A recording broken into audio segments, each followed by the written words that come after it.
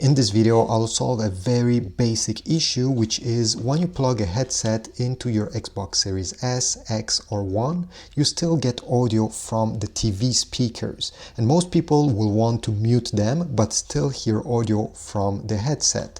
So how do you do this? Well, it's very easy. First, you need to go into the settings. So go ahead and open the settings of your Xbox, and then we need to go into volume and audio output. Once you're here, you need to select additional options.